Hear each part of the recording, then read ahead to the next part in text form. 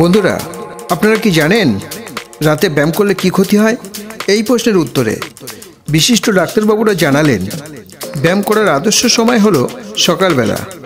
তবে আজকাল অনেকেই সকালের দিকে ভীষণই ব্যস্ত থাকেন, তাই তারা অনায়াসে রাতে বাড়ি ফিরে ব্যায়াম করতে পারেন।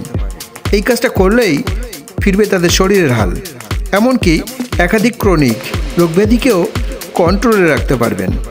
শরীর থাকবে চাঙ্গা, মনে থাকবে খুশি, ইচ্ছে শক্তি বাড়বে অফুরন্ত।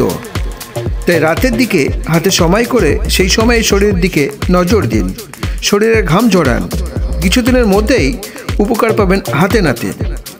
সুস্থ সবল জীবন কাটাতে চাইলে নিয়মিত ব্যায়াম আপনাকে করতেই হবে। আপনি এরকম কথা নিশ্চয়ই শুনেছেন, ব্যবহার করো নয়তো ক্ষয়ে যাবে, অথবা ফেলে রাখলে মরচে পড়বে। এই কথাগুলো শুধুমাত্র কোনো জিনিসের জন্য কিন্তু প্রযোজ্য নয়, এ কথাগুলো মানুষের শরীরের জন্য অনেক বেশি প্রযোজ্য। আপনি যদি আপনার শরীর ব্যবহার না করেন তবে তার ক্ষয় হবেই। আপনার পেশি হয়ে পড়বে থলথলে, নিস্তেজ ও দুর্বল। আপনার শরীরের বিভিন্ন গুরুত্বপূর্ণ অঙ্গ যেমন হার্ট, ফুসফুস, লিভার এগুলো ঠিকঠাক মতো কাজ করবে না।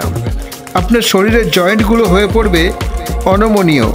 বলা হয়ে থাকে নিষ্ক্রিয়তা বা শরীর কাজে না লাগানো অনেকটা ধূমপানের মতোই তীব্র ক্ষতিকর। উপকারে কিছু সাইড এক নজরে দেখে নেন। নাম্বার 1, সুস্থ থাকবে হার্ট। নাম্বার 2, নিয়ন্ত্রণে থাকবে সুগার প্রেশার। নাম্বার 3, বাড়বে না কোলেস্টেরল। নাম্বার 4, হাড় হবে শক্তপোক্ত।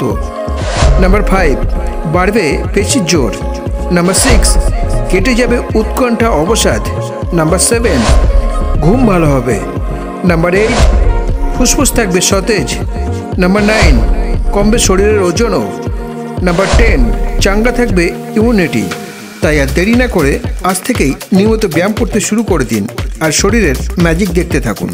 ভিডিওটি ভালো লাগলে একটি লাইক ও আমার চ্যানেলটিকে সাবস্ক্রাইব করে রাখবেন।